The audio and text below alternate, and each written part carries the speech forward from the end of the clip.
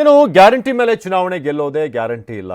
ಶಾಸಕಾಂಗ ಸಭೆಯಲ್ಲಿ ಕಾಂಗ್ರೆಸ್ ಶಾಸಕರು ಬೇಸರ ವ್ಯಕ್ತಪಡಿಸಿದ್ದಾರೆ. ನಾವು ಗ್ಯಾರಂಟಿಯನ್ನೇ ಮುಂದಿಟ್ಕೊಂಡು ಮುಂದಿನ ಚುನಾವಣೆಯನ್ನು ಫೇಸ್ ಮಾಡಿದ್ರೆ ನಾವು ಮತ್ತೆ ಅಧಿಕಾರಕ್ಕೆ ಬರ್ತೀವಿ ಅನ್ನೋ ಗ್ಯಾರಂಟಿ ಇಲ್ಲ. ಶಾಸಕಾಂಗ ಸಭೆಯಲ್ಲಿ ಸಿಎಂ ಮುಂದೆ ಶಾಸಕರು ಬೇಸರ ವ್ಯಕ್ತಪಡಿಸಿದ್ದಾರೆ. ದಯವಿಟ್ಟು ಗ್ಯಾರಂಟಿಗಳನ್ನ ಪುನರ್ ಪರಿಶೀಲನೆ ಮಾಡಿ ಅಂತ ಒತ್ತಾಯ ಮಾಡಿದ್ದಾರೆ. ಸೊ ಇದು ಸಿಎಂ ಮುಂದೆ ಶಾಸಕರು ತಮ್ಮ ಅಳಲನ್ನು ತೋಡ್ಕೊಂಡಿರೋದು. ಗ್ಯಾರಂಟಿ ಬೇರೆ ಬೇರೆ ಕಡೆ ನೋಡಿದ್ದೀವಿ. ಈಗ ಬೇರೆ ಬೇರೆ ರಾಜ್ಯಗಳಲ್ಲಿ ಏನಾಯಿತು, ಕರ್ನಾಟಕ ಏನೋ ವರ್ಕೌಟ್ ಆಯಿತು, ಆದರೆ ಬೇರೆ ರಾಜ್ಯಗಳಲ್ಲಿ ಹೇಳ್ಕೊಂಡಂಥ ಮಟ್ಟಕ್ಕೆ ಅದು ಯಶಸ್ವಿ ಆಗಲಿಲ್ಲ ಕಂಪೇರ್ ಟು ಕರ್ನಾಟಕ. ಅಂದರೆ ಕರ್ನಾಟಕದಲ್ಲಿ ಏನು ಗ್ಯಾರಂಟಿ ಅನುಷ್ಠಾನಕ್ಕೆ ಬಂತು, ಅದಾದಮೇಲೆ ಜನರು ಅದನ್ನು ಸ್ವೀಕರಿಸಿದಂಥ ರೀತಿ, ಅದಕ್ಕೆ ಬಂದಂಥ ಪರವಿರೋಧ, ಜೊತೆಗೆ ಗ್ಯಾರಂಟಿಗೆ ಹಣ ಒದಗಿಸುವಂಥ ಸಂದರ್ಭದಲ್ಲಿ ಈ ಕ್ಷೇತ್ರಗಳಿಗೆ ಹೋಗುವಂಥ ಅನುದಾನದ ಪ್ರಶ್ನೆ ಬರುತ್ತೆ. ಹಾಗಾಗಿ ಹಲವಾರು ಕಾರ್ಯಕ್ರಮಗಳಿಗೆ ನೆರವು ಬೇಕು. ದೇವಸ್ಥಾನಗಳ ಜೀರ್ಣೋದ್ಧಾರ ಇರ್ಬೋದು, ಸರ್ಕಾರಿ ಶಾಲೆಗಳಿಗಿರ್ಬೋದು, ರಸ್ತೆಗಳ ವಿಚಾರ ಇರ್ಬೋದು. ಸೊ ಹೀಗೆ ಕ್ಷೇತ್ರದಲ್ಲಿ ಆಗಬೇಕಾದಂಥ ಅಭಿವೃದ್ಧಿ ಕೆಲಸಗಳು ಕುಂಠಿತ ಆಗ್ತಾ ಇದೆ ಅಂತ ಪ್ರಸನ್ನ ಈ ಬಗ್ಗೆ ಹೆಚ್ಚಿನ ಮಾಹಿತಿಯನ್ನು ನೀಡ್ತಾರೆ ಬೆಳಗಾವಿಯಿಂದ ನೇರ ಸಂಪರ್ಕದಲ್ಲಿ. ಪ್ರಸನ್ನ, ಈಗ ನಾವು ಗಮನಿಸ್ತಾ ಇದ್ದೀವಿ, ಗ್ಯಾರಂಟಿ ಮೂಲಕ ಒಂದು ದೊಡ್ಡ ಬೂಸ್ಟ್ ಸಿಕ್ತು, ಒಂದು ದೊಡ್ಡ ಮ್ಯಾಂಡೇಟ್ ಕೊಟ್ಟರು ಜನ.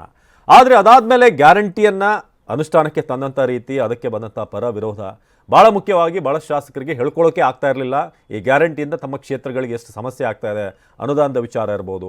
ಸೊ ಇಂಥದ್ದೆಲ್ಲವೂ ಕೂಡ ಇದು ಬರೀ BJPಯ ಶಾಸಕರು ಅಂತಲ್ಲ, ಇತ್ತ ಆಡಳಿತ ಪಕ್ಷದ ಶಾಸಕರಿಗೂ ಕೂಡ ದೊಡ್ಡ ಸಮಸ್ಯೆ ಆಗಿತ್ತು.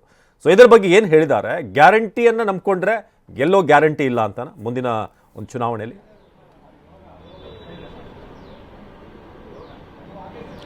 ಅವಿನಾಶ್, ಗ್ಯಾರಂಟಿ ಯೋಜನೆಗಳು ನೇರವಾಗಿ ಜನರ ಖಾತೆಗೆ ಹಣ ಹೋಗುವಂತಹ ಕಾರ್ಯಕ್ರಮವನ್ನ ಕಾಂಗ್ರೆಸ್ ರೂಪಿಸಿದ್ರು ಕೂಡ ಕಾಂಗ್ರೆಸ್ನ ಶಾಸಕರಿಗೆ ಈ ಗ್ಯಾರಂಟಿಗಳ ಬಗ್ಗೆ ಗ್ಯಾರಂಟಿ ಇಲ್ಲ ಅನ್ನುವಂಥ ಪರಿಸ್ಥಿತಿ ಎದುರಾಗಿದೆ. ನಿನ್ನೆ ನಡೆದಂತಹ ಕಾಂಗ್ರೆಸ್ ಶಾಸಕಾಂಗ ಸಭೆಯಲ್ಲೂ ಕೂಡ ಗ್ಯಾರಂಟಿ ಯೋಜನೆಗಳ ಪುನರ್ ಪರಿಶೀಲನೆ ಬಗ್ಗೆ ಹಲವಾರು ಮಂದಿ ಶಾಸಕರು ಮುಖ್ಯಮಂತ್ರಿ ಸಿದ್ದರಾಮಯ್ಯ ಮತ್ತು DK ಶಿವಕುಮಾರ್ ಅವರಿಗೆ ಹಕ್ಕೊತ್ತಾಯವನ್ನ ಮಾಡಿದ್ದಾರೆ. ನೀವು ಗ್ಯಾರಂಟಿ ಯೋಜನೆಗಳನ್ನ ನಂಬಿಕೊಂಡು ಚುನಾವಣೆಗೆ ಹೋದ್ರೆ ಗ್ಯಾರಂಟಿಯಾಗಿ ಗೆಲ್ತೀವಿ ಅನ್ನುವಂಥ ಗ್ಯಾರಂಟಿಯೇ ಇಲ್ಲ. ಹೀಗಾಗಿ ಗ್ಯಾರಂಟಿ ಯೋಜನೆಗಳನ್ನ ಪುನರ್ ಪರಿಶೀಲನೆ ಮಾಡಲೇಬೇಕು.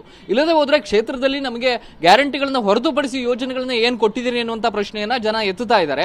ಗ್ಯಾರಂಟಿ ಯೋಜನೆಗೋಸ್ಕರ ನಾವು ಸುಮಾರು 60-62 ಸಾವಿರ ಕೋಟಿಯಷ್ಟು ಬೃಹತ್ ಮೊತ್ತವನ್ನು ವಿನಿಯೋಗಿಸ್ತಾ ಇದೀವಿ. ಆದ್ರೆ ಅದು ಜನರ ಮೂಲಕ ನಮಗೆ ರಿಫ್ಲೆಕ್ಟ್ ಆಗ್ತಾ ಇಲ್ಲ. ಕಾಂಗ್ರೆಸ್ ಅನ್ನ ಹಾಡಿ ಹೊಗಳಬೇಕಾಗಿದ್ದಂತ ಜನರು ಈ ಗ್ಯಾರಂಟಿ ಯೋಜನೆಗಳ ಪ್ರಸ್ತಾಪವನ್ನ ಎಲ್ಲಿಯೂ ಕೂಡ ಮಾಡ್ತಾ ಇಲ್ಲ.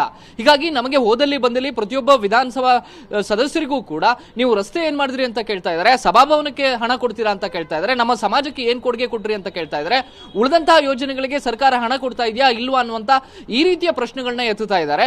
ಹೀಗಾಗಿ ಗ್ಯಾರಂಟಿ ಯೋಜನೆಗಳ ಜೊತೆಗೆ ನಾವು ಹೊಸದೇನಾದ್ರು ಮಾಡಬೇಕು, ಅಭಿವೃದ್ಧಿ ಯೋಜನೆಗಳನ್ನ ನೀವು ಕೊಡಲೇಬೇಕು ಅನ್ನುವಂತ ಹಕ್ಕೊತ್ತಾಯವನ್ನ ಮುಖ್ಯಮಂತ್ರಿಗಳಿಗೆ ಕಾಂಗ್ರೆಸ್ನ ಶಾಸಕರೇ ಮಾಡಿದ್ದಾರೆ. ಇದರ ಜೊತೆಗೆ ಕಳೆದ ವರ್ಷ 25 ಕೋಟಿ ಮತ್ತು ಈ ವರ್ಷ 50 ಕೋಟಿ ಅನುದಾನ ಬಿಡುಗಡೆ ಮಾಡುವುದಾಗಿ ಮುಖ್ಯಮಂತ್ರಿಗಳು ಭರವಸೆಯನ್ನು ಕೊಟ್ಟಿದ್ರು. ಆ ಸುಮಾರು 75 ಕೋಟಿಯಲ್ಲಿ 6ರಿಂದ 10 ಕೋಟಿ ಮಾತ್ರ ನಮಗೆ ಕಳೆದ 1.5 ವರ್ಷದಿಂದ ಹಣ ಬಿಡುಗಡೆಯಾಗಿದೆ. ಹೀಗಾಗಿ ನಾವು ಅಭಿವೃದ್ಧಿ ಯೋಜನೆಗಳು ಕೇವಲ ದಾಖಲೆಗಳಿಗೆ ಅಥವಾ ಪೇಪರ್ನಲ್ಲಿ ಮಾತ್ರ ನೋಡುವಂತ ರೀತಿಯಲ್ಲಿ ಆಗಿದೆ. ನಮಗೆ ಇದಕ್ಕೆ ಸಂಬಂಧಪಟ್ಟಾಗೆ ಹೊಸ ಯೋಜನೆಗಳನ್ನ ಕೊಡಿ, ಹಣಕಾಸು ಅನುದಾನವನ್ನ ಕೊಡಿ ಅನ್ನುವಂತ ಆಗ್ರಹವನ್ನ ಪ್ರತಿಯೊಬ್ಬ ಶಾಸಕರು ಮಾಡಿದ್ದಾರೆ. ಅದಕ್ಕೆ ಮುಖ್ಯಮಂತ್ರಿಗಳು ಒಂದಷ್ಟು ಸಮಜಾಯಿಷಿ ಕೊಡುವಂತ ಕೆಲಸವನ್ನು ಮಾಡಿದ್ದಾರೆ.